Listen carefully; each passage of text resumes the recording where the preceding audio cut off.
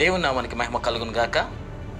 Shine of షెకినా facts అను ఈ Bible తరగతులకు ప్రేమపూర్వకంగా మిమ్మలను ఆహ్వానిస్తూ ఉన్నాం. చిన్న ప్రార్థన.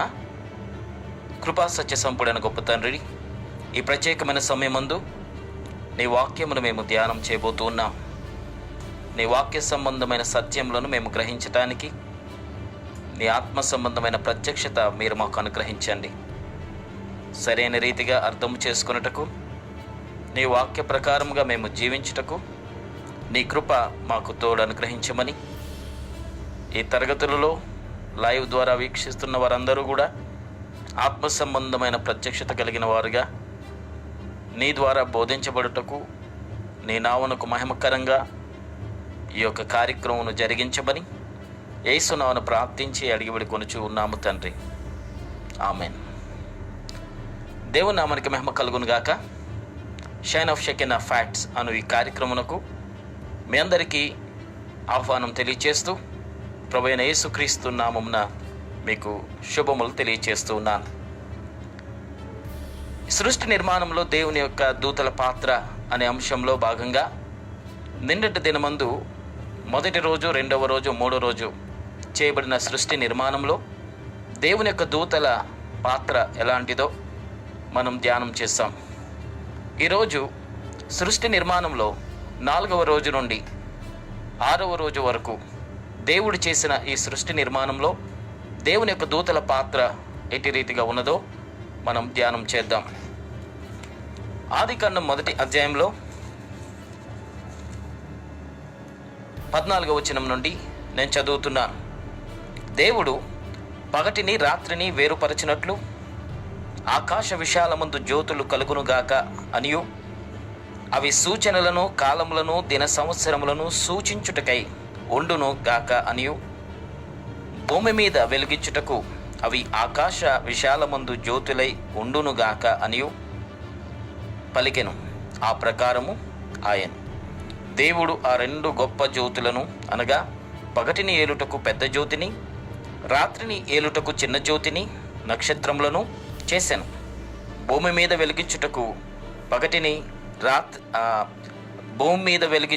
పగటిని రాత్రిని ఏలుటకు వెలుగును, చీకటిని వేరుపరచుటకు దేవుడు ఆకాశ విశాలమందు వాటిని ఉంచెను. 4వ రోజు చేయబడిన ఈ సృష్టి నిర్మాణంలో ముఖ్యంగా సూర్యచంద్ర నక్షత్రములు, ఇతర గ్రహాలు దేవుడు ఎప్పుడైతే కలుగును గాక అని పలికాడో అవన్నీ కూడా పగటిని రాత్రిని వేరు చేసే రీతిగా ఇలాగూ సూర్యచంద్ర నక్షత్రాలను దేవుడు వేరు చేసి ఈ సృష్టిలో కలుగమని పలికినప్పుడు కలిగినాయి అని 4వ రోజు వాక్యం ద్వారా మనం తెలుసుకుంటున్నాం. ఈ సృష్టి నిర్మాణంలో దేవుని యొక్క దూతల పాత్ర ఎటువంటిది?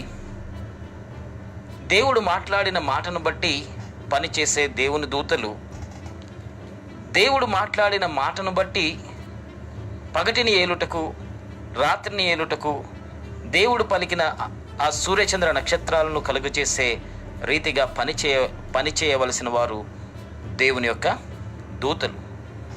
ముఖ్యంగా సృష్టిలో ఉన్న ఏ పదార్థమును ఎవరునూ నాశనం చేయలేరు. ఏ పదార్థమైనప్పటికీ అది గాలిలో కలవటమో, మట్టిలో కలవటమో, ఏదో ఒక రీతిగా మరలా ఇంకొక స్వరూపంలో ఆ పదార్థం నిలిచే ఉంటుంది తప్ప ఏ పదార్థం కూడా నాశనం చేయబడదు. ఎందుకు ఈ మాటలు చెప్తున్నానంటే, దేవుడు సృష్టిస్తున్న ఈ సూర్యచంద్ర నక్షత్రాలు మొట్టమొదటి సృష్టిలో ఉన్నవే. యెషయా గ్రంథం 45:18వ వచనంలో రాయబడిన మాటను ఒకసారి నేను మీకు జ్ఞాపకం చేస్తూ ఉన్నాను. యెషయా గ్రంథం 45:18వ వచనంలో, ఆకాశములకు సృష్టికర్తయగు యెహోవాయే దేవుడు, ఆయన భూమిని కలుగజేసి దానిని సిద్ధపరచి స్థిరపరిచాడు. నిరాకారంగా ఉండునట్లు ఆయన దానిని సృజింపలేదు, నివాస స్థలమగునట్లుగా దానిని సృజించెను అని వ్రాయబడింది.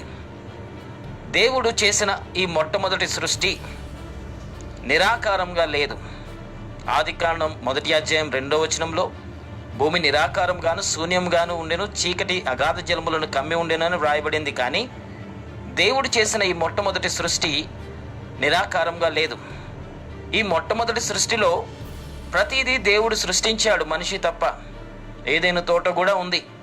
యెహెజ్కేలు గ్రంథం 28వ అధ్యాయం 12వ వచనం నుండి మనం చదివితే ఏదైనా తోట కూడా ఉంది. ఆ ఏదైనా తోటలో లూసిఫర్, ఆదాము ఎలా ఏదైనా తోటలో ఉన్నాడో అలాగే లూసిఫర్ అనే ప్రధాన దూత కూడా ఈ భూమి మీద ఉన్నారు.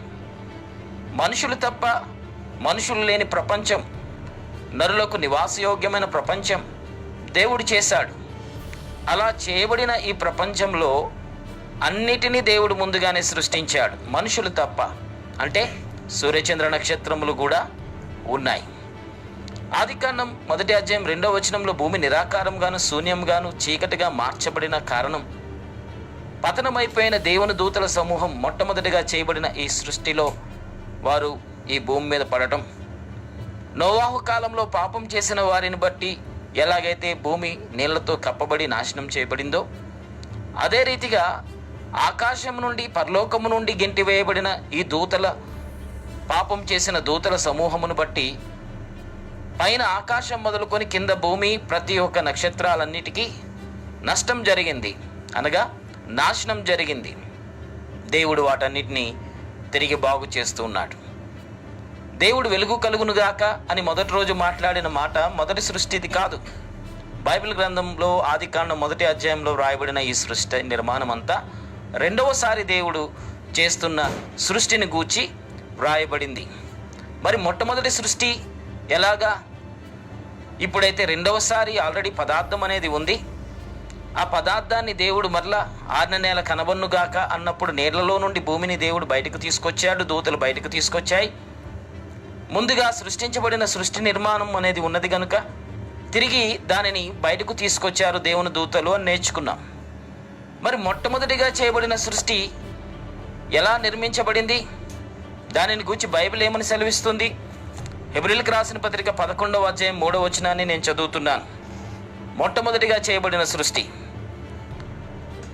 ప్రపంచములు దేవుని వాక్యం వలన నిర్మాణమైనవనియు అందును బట్టి దృశ్యమైనది కనబడేడు పదార్థముల చేత నిర్మించబడలేదనియు విశ్వాసము చేత గ్రహించుకొనుచున్నాము అంటున్నాడు. ప్రపంచములు దేవుని వాక్యం వలన నిర్మాణమైనవి కాబట్టి దృశ్యమైనది కనబడేడు పదార్థముల చేత నిర్మించబడలేదు. రెండవ సృష్టి ఏమో కనబడేడు పదార్థాలు, సృష్టిలో నాశనం కాబడిన ప్రతిదీ మరలా తిరిగి దూతలు రెక్టిఫై చేస్తూ ఉన్నారు. ప్రతి పనిని, దేవుడు చేసిన పనిని, దేవుడు మాట్లాడిన మాటను బట్టి ఈ నాశనం జరిగిన ఈ సృష్టిని తిరిగి బాగు చేసే పనిని చేస్తూ ఉన్నారు, దేవుడు మాట్లాడుతున్న మాటను బట్టి. కానీ మొట్టమొదటిగా మొదటి ప్రపంచాన్ని దేవుడు చేస్తున్నప్పుడు బైబిల్ ఏమని సెలవిస్తుంది? దేవుని యొక్క వాక్యం వలన నిర్మాణమైనవి ఈ సృష్టి. అసలు పదార్థమే లేనప్పుడు, అనగా దృశ్యమైనది కనబడేది లేనప్పుడు కనబడని పదార్థాల నుండి దేవుడు సృష్టిని చేశాడు అని బైబిల్ చెప్తుంది. హెబ్రీయులకు రాసిన పత్రిక 11వ అధ్యాయం 3వ వచనంలో. కాబట్టి దేవుడు మాట్లాడిన మాట శక్తిని ఉత్పత్తి చేసింది. దేవుడు మాట్లాడిన మాట దేవుని యొక్క ప్రభావాన్ని, బలాన్ని ఈ ప్రపంచానికి పరిచయం చేసింది మొట్టమొదటి సృష్టిలో. అందుకే బిగ్ బ్యాంగ్ ప్రయోగం చేసి శక్తిని ఉత్పత్తి చేస్తే క్రొత్త సృష్టి జరుగుతుందని ప్రయోగాలు జరగడం, ఒక శబ్దం అనేది విస్ఫోటనం జరిగితే ఆ శబ్దమును బట్టి కొత్త నిర్మాణం జరుగుతుందని మన శాస్త్రవేత్తలు నమ్ముతూ ప్రయోగాలు చేస్తూ ఉన్నారు కదా. ఒక శబ్దం అనేది వస్తే విస్ఫోటనం కలుగుతుంది, దానిని బట్టి సృష్టి నిర్మాణం జరుగుతుంది అని నమ్ముతున్నారు కదా. బైబిల్ ఏమని చెప్తుంది? ఈ సృష్టి నిర్మాణం అంతటికి దేవుని యొక్క మాట, దేవుడు మాట్లాడిన మాట, శబ్దం, ఆ గంభీరమైన స్వరం శక్తిని ఉత్పత్తి చేస్తే సృష్టి నిర్మాణం జరిగింది. కాబట్టి మొట్టమొదటి సృష్టి కనబడేడు పదార్థముల చేత నిర్మించబడలేదు. మొట్టమొదటి సృష్టి దేవుడు మాట్లాడిన మాటను బట్టి కలిగిన శక్తి ఉత్పత్తి కలిగి లేని దాని నుండి, అదృశ్యమైన దాని నుండి దృశ్యమైన ప్రపంచం అనేది దేవుడు నిర్మాణం చేశాడు. కాబట్టి రెండవ భాగంలో ఆదికాండం 1వ అధ్యాయంలో 1వ రోజు, 2వ రోజు, 3వ రోజు ఈ సృష్టి జరుగుతున్న ఈ క్రమమంతా 2వసారి దేవుడు మరలా సృష్టిని బాగు చేస్తున్న క్రమాన్ని గురించి బైబిల్ మనకు తెలియచేస్తుంది. 4వ రోజు దేవుడు సూర్యచంద్ర నక్షత్రములను చేస్తున్నాడు. అవి కలుగునుగాక, పగటిని రాత్రిని ఏలుటకు సూర్యచంద్ర నక్షత్రములు కలుగునుగాక అని దేవుడు అన్నాడు. అవి కలిగినాయి అని బైబిల్లో రాయబడింది. అయితే ఈ నిర్మాణంలో దూతల పాత్ర ఏమిటి? దేవుని దూతల పాత్ర ఎలా ఉంది ఈ సృష్టి నిర్మాణంలో అనేది నేను మీకు తెలియచేస్తున్నాను. మొట్టమొదటిగా చేయబడిన ఈ సూర్యచంద్ర నక్షత్రములన్నీ కూడా బూడిదగా మారిపోయి గాలిలో ఉన్నాయి. అన్ని గ్రహాలు, నక్షత్రాలు, దేవుడు సృష్టించిన ఈ యొక్క విశ్వము, పాలపుంతలు, ప్రతిదీ కూడా గాలిలో ధూళిగా తిరుగుతూ ఉన్నాయి. దేవుడు ఎప్పుడైతే పగటిని ఏలుటకు పెద్ద జ్యోతిని, రాత్రిని ఏలుటకు చిన్న జ్యోతిని, నక్షత్రాలు ఇవి కలుగునుగాక అని ఎప్పుడైతే విశ్వమును గూర్చి దేవుడు మాట్లాడాడో, గాలిలో ధూళిగా ఎగురుతున్న ఈ పదార్థాలన్నీ దూతలు సమకూర్చాయి. ప్లానెట్స్ ఎలా పుడుతున్నాయి? గ్యాస్, డస్ట్తో ఫామ్ అయ్యాయి. ధూళితో, అణువులతో ఇలా గాలిలో ధూళిగా ఎగురుతున్న ఈ యొక్క నాశనం చేయబడిన ఈ యొక్క గ్రహాలు, నక్షత్రాలు, బూడిదగా గాలిలో తిరుగుతున్న ఈ పదార్థాలను దేవుని దూతలు సమకూర్చాయి. ఏ గ్రహానికి ఉండవలసిన మెటీరియల్ ఆ గ్రహానికి సమకూర్చాయి. బాగా మండి బగబగమని వెలిగివ్వటానికి కలిగిన పదార్థాలన్నిటితో గ్యాస్తో ఫిలప్ చేసిన ఆ అగ్నిగోళాన్ని సూర్యునిగా ఫిక్స్ చేశాయి. మిగిలిన గ్రహాలన్నిటికీ వాటి రీతిగా, అనగా జూపిటర్కి పెట్టాల్సిన పదార్థాన్ని మార్స్కి పెట్టలేదు, మార్స్కి పెట్టాల్సిన పదార్థాన్ని భూమికి పెట్టలేదు. ఏ గ్రహానికి పెట్టాల్సిన పదార్థాలు ఆ గ్రహానివా కాదా అని చెప్పి చిన్న కంటికి కూడా కనబడని నలుసు లాంటి రేణువులు, ధూళిగా, బూడిదగా గాలిలో తిరుగుతున్న ఈ పదార్థాలన్నిటినీ సమకూర్చాయి. ఒక చిన్న కణాన్ని చూడటానికి ఈరోజు మనం మైక్రోస్కోప్ యూజ్ చేస్తున్నాం కదా. ఈరోజు ఒక చిన్న కణాన్ని చూడటానికి మనం మైక్రోస్కోప్ యూజ్ చేస్తున్నాం కదా. ఒకప్పుడు విశాలమైన ప్రపంచంలో కోట్ల కొలది పాలపుంతలు, నక్షత్రాలన్నీ కూడా నాశనం చేయబడి ఒక పదార్థంతో ఇంకొక పదార్థం మిళితమైపోయి కలిసిపోయి నక్షత్రాలు, గ్రహాలు, అలాగే ఈ చంద్రుడిగా పిలువబడుతున్నవన్నీ కూడా, చంద్రుడు భూమికి ఒకటే కాదు, దాదాపు చాలా గ్రహాలకు ఇలాంటి చంద్రుడు లాంటి సబ్ ప్లానెట్స్ అనేవి ఉంటూ ఉన్నాయి. ఇవన్నీ కూడా రకరకాల సబ్ ప్లానెట్స్, నక్షత్రాలు ఇవన్నీ కూడా గాలిలో ధూళిగా ఒకదానితో ఒకటి కలిసిపోయి ఎగురుతూ గాలిలో తిరుగుతున్న వీటిని ఏ పదార్థానికి సంబంధించిన ప్లానెట్ ఆ పదార్థానికి ఫిక్స్ చేసే రీతిగా ప్రతి ఒక్క గ్రహానికి కావలసిన ఈ కంటికి కనబడిన రేణువులలా ఎగురుతున్న ఈ పదార్థాలన్నీ సమకూర్చాయి. ఇది కొంత ఆశ్చర్యం. దేవుని దూతలు ఒక మాట మాట్లాడినప్పుడు ఇలా నక్షత్రాలు పగటిని వేలటానికి పెద్ద జ్యోతి, రాత్రిని వేలటానికి చిన్న జ్యోతి, నక్షత్రాలు అని దేవుడు మాట్లాడిన మాటను బట్టి నిర్మానుష్యంగా ఉన్న ఈ ప్రపంచంలో గాలిలో ఎగురుతున్న ఈ పదార్థాలన్నిటినీ సమకూర్చి పెద్ద పెద్ద గోళాల వంటి ఈ ప్లానెట్స్ని రూపకల్పన చేశాయి. ఇది ఆశ్చర్యం. ఈరోజు ఒక ల్యాబ్ టెక్నీషియన్ ఒక్క చిన్న పదార్థాన్ని కనుక్కోవడానికి అది దేనికి చెందింది అని కనుక్కోవడానికి ఎంతో కష్టపడుతున్నాడు. శాస్త్రవేత్తలు ఒక ప్లానెట్ మీద ఏమేమి పదార్థాలు ఉన్నాయి, ఏమేమి గ్యాసెస్ అది రిలీజ్ చేస్తుంది, ఆ గోళంలో నివసించడానికి మనకు సాధ్యమా కాదా అని పరిశోధన చేస్తూ ఉన్నాడు. కంటికి కనబడిన రేణువులన్నిటినీ ఏ ప్లానెట్ కావాలో ఆ ప్లానెట్, ఏ స్టార్ కావాలో ఆ స్టార్, ఏ మూన్ కావాలో ఆ మూన్ని ఫిక్స్ చేసే రీతిగా ఒక గొప్ప ల్యాబొరేటరీ వర్కే దేవుని దూతలు చేశారు. గాలిలో ఎగురుతున్న ఈ ధూళి వంటి పదార్థాలన్నిటినీ ఏ ప్లానెట్కి కావలసిన ఆ ప్లానెట్ ఆ ధూళినే తీసుకొచ్చి ఒక్కొక్క గ్రహాన్ని ఫిక్స్ చేశారు పిల్లరా. ఇది ఆశ్చర్యం. దేవుడు మాట్లాడిన మాటను బట్టి కొన్ని కోట్ల దూతలు, కొన్ని కోట్ల పాలపుంతలను, నక్షత్రాలను, గ్రహాలను, సబ్ ప్లానెట్స్ని, వీటన్నిటిని తయారు చేసే పనిలో పడ్డారు 4వ రోజు. దేవుడు మాట్లాడినప్పుడు ఆ మాట ఆజ్ఞ జారీ చేయబడడంతోనే పనిచేసేవారు దేవుని దూతలు. అది పెద్ద పన చిన్న పన కాదు. దేవుడు మాట మాట్లాడడం ఒకటే ఆలస్యం, దూతలు ఆ పనిలో నిమగ్నమై ఆ పనిని చేసేవారు. అందుకే నిన్నటి దినమందు వాక్య భాగాన్ని నేను బోధించక మునుపు 103వ కీర్తనలో 20వ వచనాన్ని ముందుగానే నేను చదివి వినిపించాను.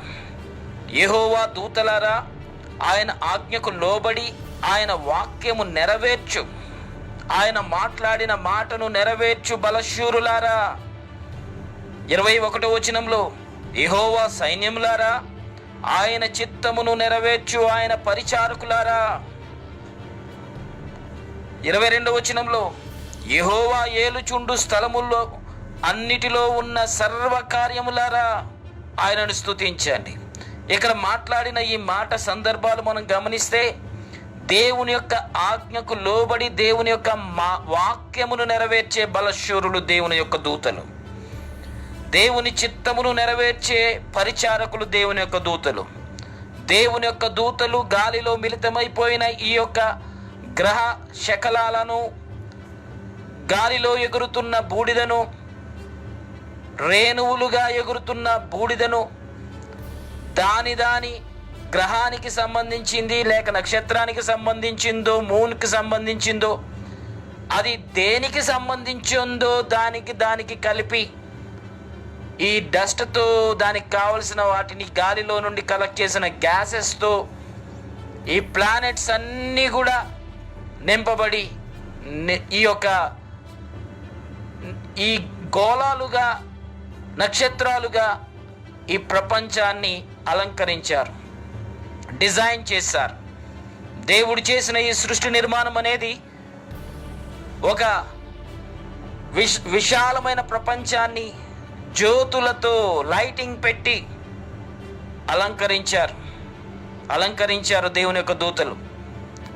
ఎంత సిస్టమేటిక్గా పనిచేశారంటే, ఆర్బిట్ అంటాం, కక్ష పరిధి, ఆర్బిట్, సూర్యుడిని పెట్టి మధ్యలో సూర్యుని చుట్టూ భూమిని 3వ గ్రహంగా పెడుతూ ఉన్నప్పుడు ఎక్కడ పెడితే భూమి మీద మనిషికి కరెక్ట్గా ఆరోగ్యకరంగా ఉంటాడో ఆ స్థానం, భూమిని ఏ పరిధిలో పెడితే ఆ భూమి మీద మనిషి బ్రతుకుతానికి అనుకూలంగా ఉంటుందో కరెక్ట్గా అక్కడ ఫిక్స్ చేశారు. ఎక్కువ వేడి సూర్యుని ద్వారా రాదు, అలా అని ఎక్కువగా మంచు కురిసి ఐస్గా, మంచుగా కూడా మన భూమి మారిపోదు. సరైన కక్ష పరిధిలో భూమిని ఫిక్స్ చేశారు, సరైన కక్ష పరిధిలో గ్రహాలను పెట్టారు. పగలు రాత్రి ఏర్పడటానికి, సరిగ్గా కాలమానమును బట్టి అవి తిరగటానికి, వాటంతట అవే తిరగటానికి అలైన్మెంట్ చేశారు దేవుని యొక్క దూతలు. ఇలాంటి ఒకటే సోలార్ సిస్టమ్ అని కాదు, ప్రపంచవ్యాప్తంగా ఎన్నో సోలార్ సిస్టమ్స్ని వాళ్ళు క్రియేట్ చేశారు దేవుని యొక్క దూతలు. ఏదైనా దేవుడు పని చేస్తే పర్ఫెక్షన్ ఉంటుంది, ఎలా పడితే అలా చేయడం. కేవలం మనము నివసిస్తున్న ఈ పాలపుంత, మనము నివసిస్తున్న ఈ యొక్క గెలాక్సీ, మనము నివసిస్తున్న ఈ సోలార్ సిస్టంలో ఈ ఆర్బిట్కే దేవుడు అలంకరణ కాదు, విశ్వవ్యాప్తంగా ఉన్న ప్రతి పాలపుంత, విశ్వవ్యాప్తంగా ఉన్న ప్రతి ఆర్బిట్స్ క్రమము ప్రకారంగా సిస్టమేటిక్గా దేవుడు వాటికి నిర్మాణం చేశాడు. దేవుని యొక్క దూతలు వాటన్నిటిని సరైన రీతిగా అలైన్మెంట్ చేశాయి. ఒక్కొక్క గ్రహం గుద్దుకోకుండా చక్కగా ఒక్కొక్క గ్రహం తిరగటానికి అనుకూలంగా, పగలు రాత్రి అనేది భూమి మీద మనకు కలగటానికి అనుకూలంగా, ఈ భూమి చుట్టూ చంద్రుడు రాత్రి సమయంలో వచ్చి వెళ్ళిపోయే రీతిగా చాలా పర్ఫెక్ట్గా డిజైన్ చేశారు. అలా డిజైన్ చేయటం బట్టి ఏం జరుగుతుందో తెలుసా?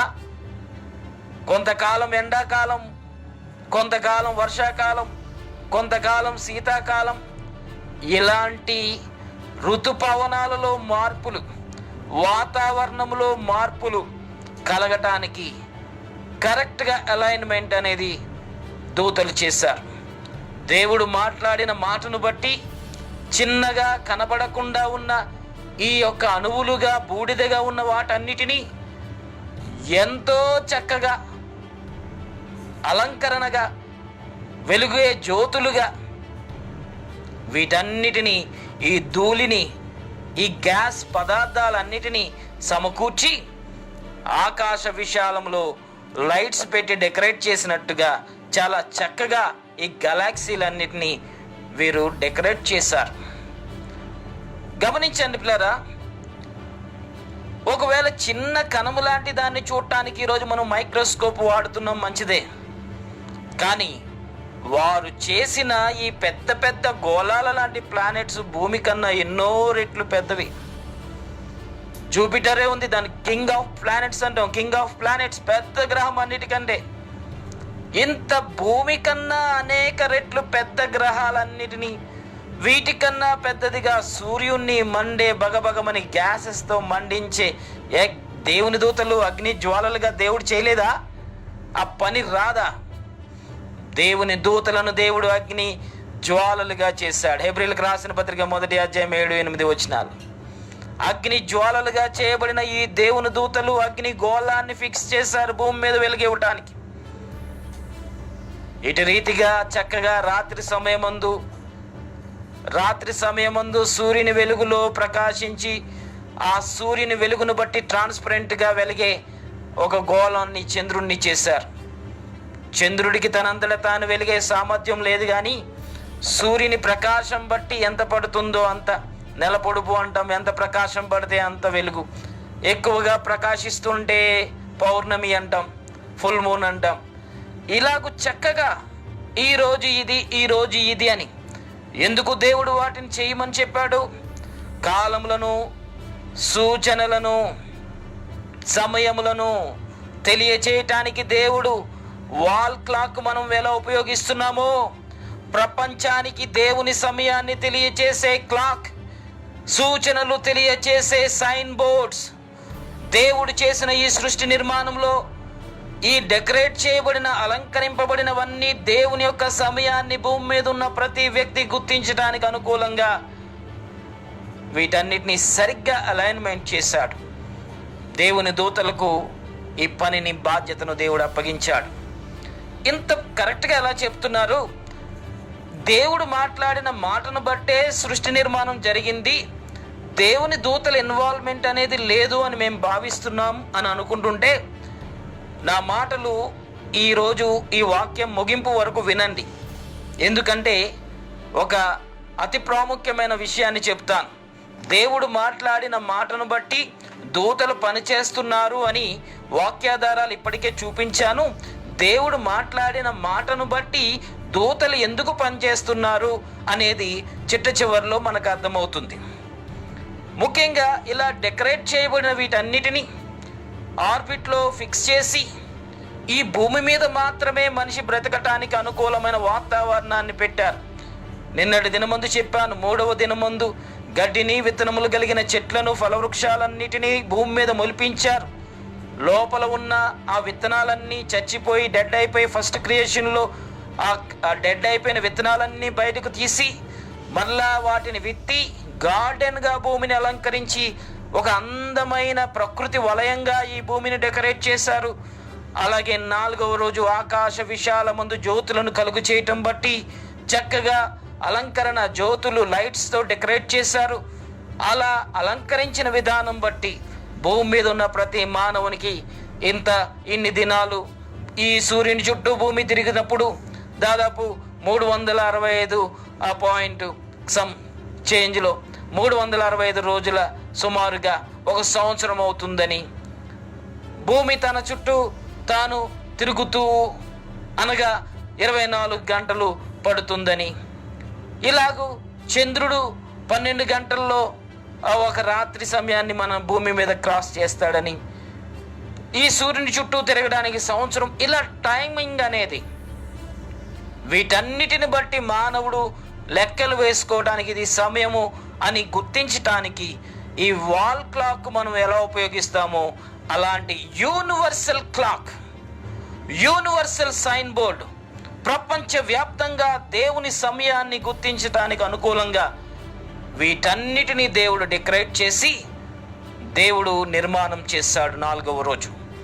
ఇటు రీతిగా 4వ రోజు పనిలో ఇంతకు మునుపు మొట్టమొదటి సృష్టిలో చేయబడిన ఆ ప్లానెట్స్, నక్షత్రాలన్నీ మొట్టమొదటి సృష్టిలో నాశనమయ్యాయి. రెండవసారి దేవుడు చేస్తున్నప్పుడు ఆదికాండం 1వ అధ్యాయంలో అవి కలుగునుగాక అని అనగానే ఆ చిన్న చిన్న ధూళి లాంటి పదార్థాలన్నిటినీ సమకూర్చి ఆ డస్ట్తో, గ్యాసెస్తో ఈ ప్లానెట్స్ అన్ని అలంకరించి ఆర్బిట్లో కరెక్ట్గా అలైన్మెంట్ చేసి రకరకాల గ్రహాలతో మనుషులు లెక్క పెట్టలేనన్ని నక్షత్రాలు, మనుషులు లెక్క పెట్టలేనన్ని పాలపుంతలు, మనిషి జ్ఞానానికి మేధస్సుకు అందని రీతిగా ఈరోజు వాటిని చూడాలంటే టెలిస్కోప్ ఉపయోగించాలి పిల్లరా. ఈరోజు మనిషి వాటిని చూడాలంటే టెలిస్కోప్ ఉపయోగించేంత దూరంలో పెట్టారు. ఇలాంటి భూమి లాంటిదే ఇంకొకటి ఏదన్నా ఉందా అని ఈరోజు మానవుడు పరిశోధిస్తూ ఉన్నాడు.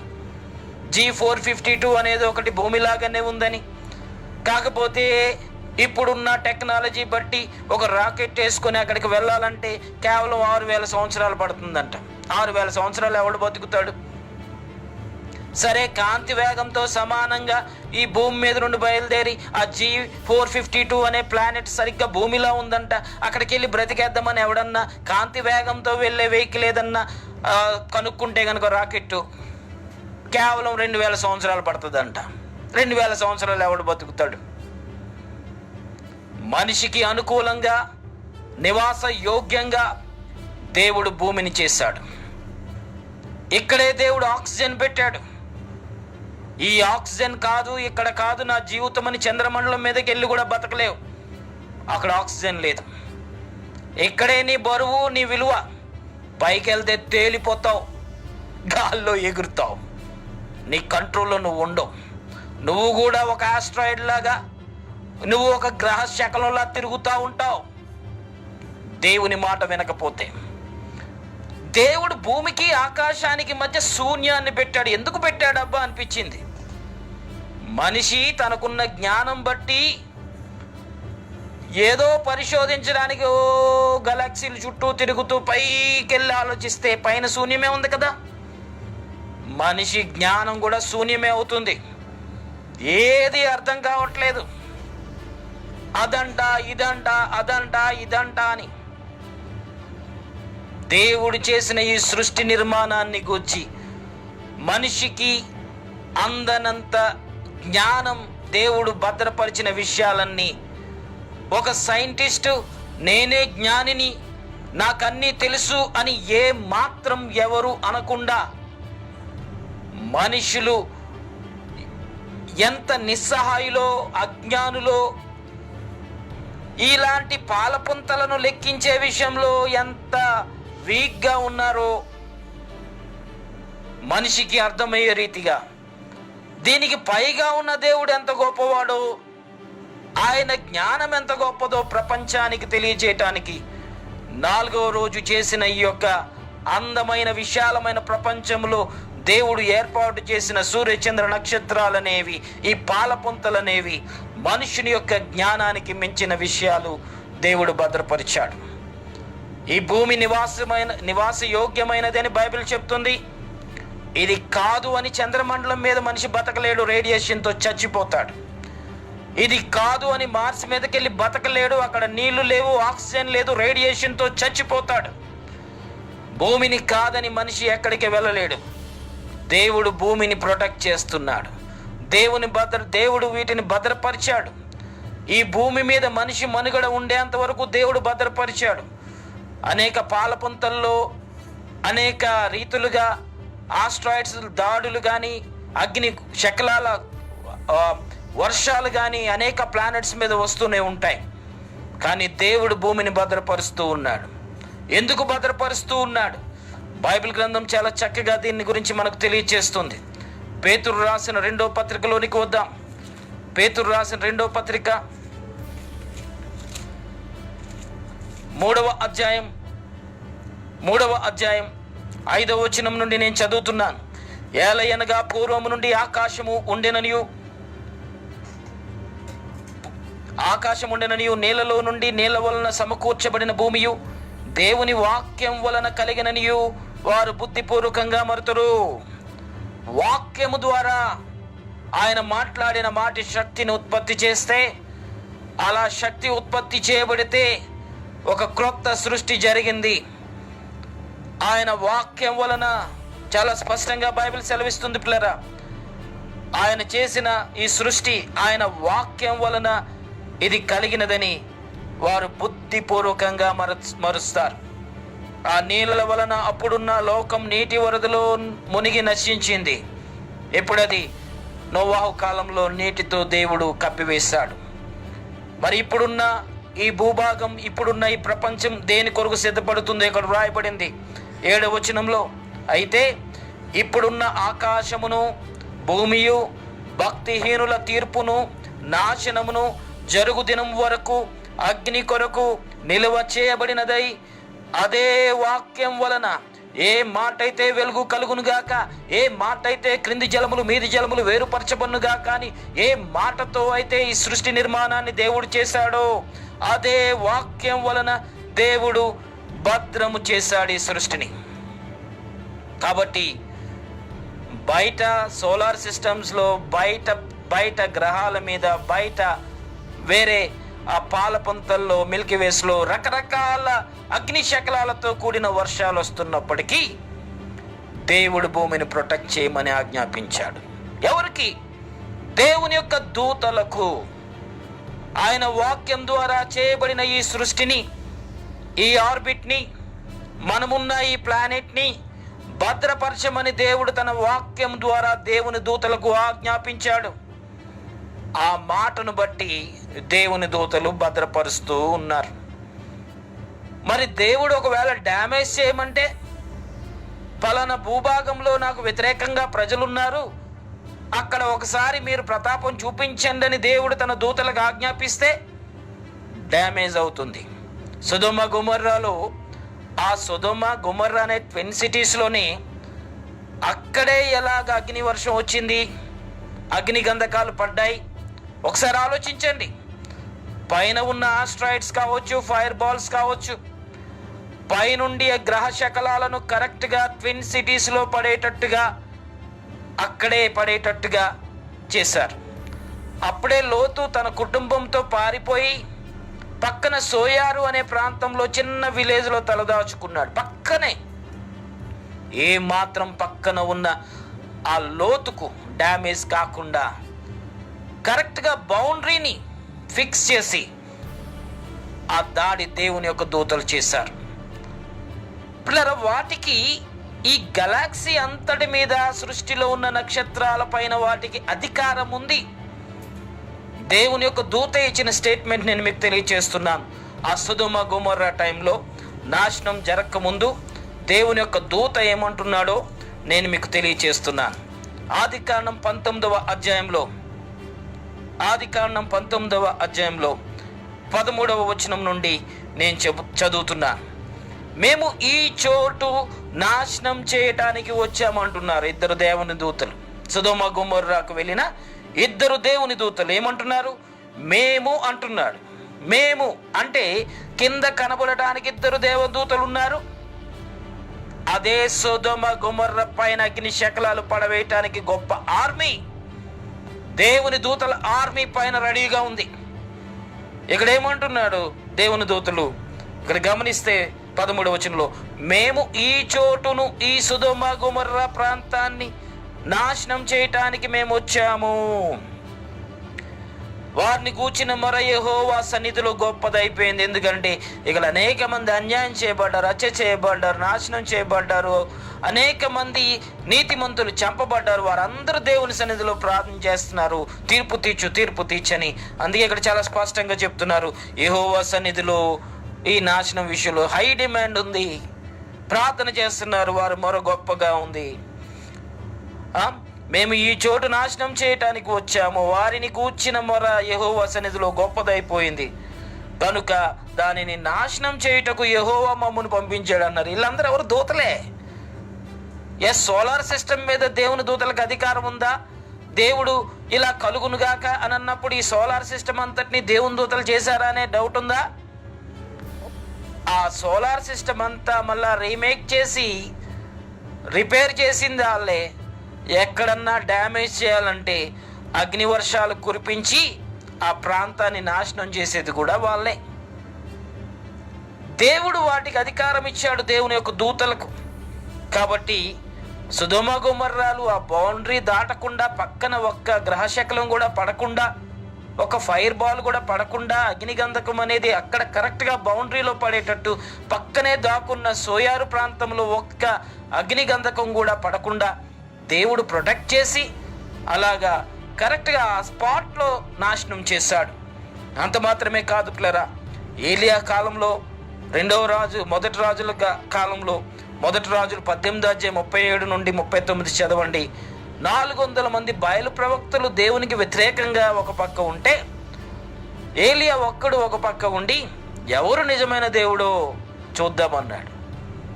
వాళ్ళు ఉదయం నుండి సాయంత్రం వరకు ఆకాశం నుండి అగ్ని తీసుకురావడానికి ఎంతో కష్టపడ్డారు. సాయంత్రం అయిపోయింది, వాళ్ళ ప్రయత్నాలన్నీ విఫలమయ్యాయి. ఈ ఏలియా ఏ బలినైతే సిద్ధం చేశాడో 3 సార్లు నీళ్లతో దాన్ని ముంచి లేవనెత్తాడు. ఇక పిచ్చోడు ఎలా అగ్ని పై నుండి వస్తుంది, వచ్చినా ఎలా కాలుతుంది, ఇన్ని నీళ్ళు వేసి పెట్టాడు, అది ఎలా కాలుతుంది అనుకుని అందరూ చూస్తున్నారు.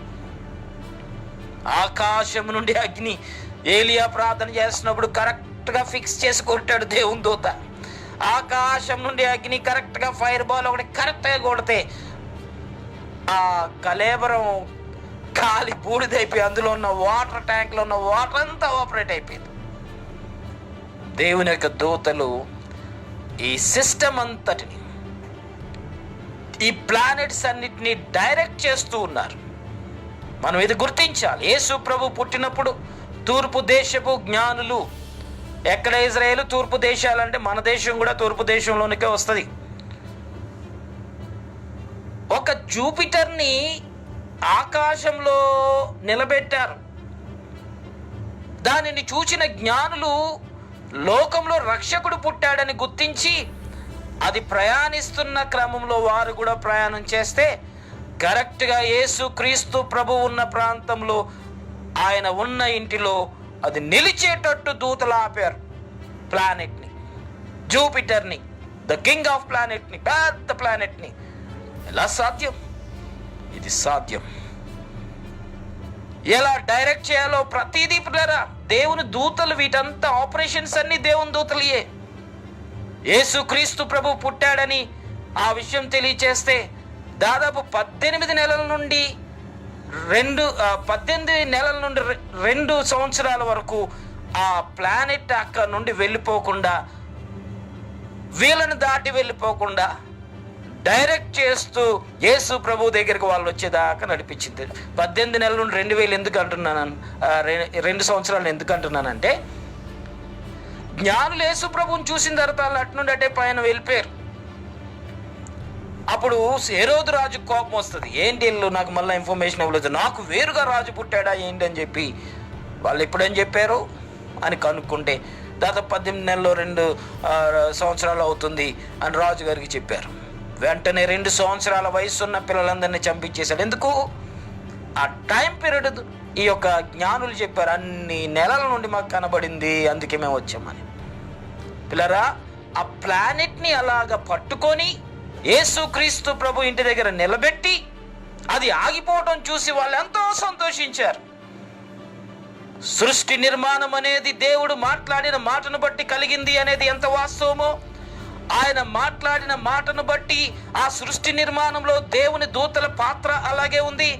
నేటి వరకు కూడా సడన్ గా ఏదో ఆస్ట్రాయిడ్ వచ్చి భూమిని ఢీకొట్టి యుగాంతం అయిపోయేటట్టుగా కూడా కాకుండా దేవుడు వాటిని దూతలను ఉపయోగించి భూమిని ప్రొటెక్ట్ చేస్తున్నాడు. ఎందుకు?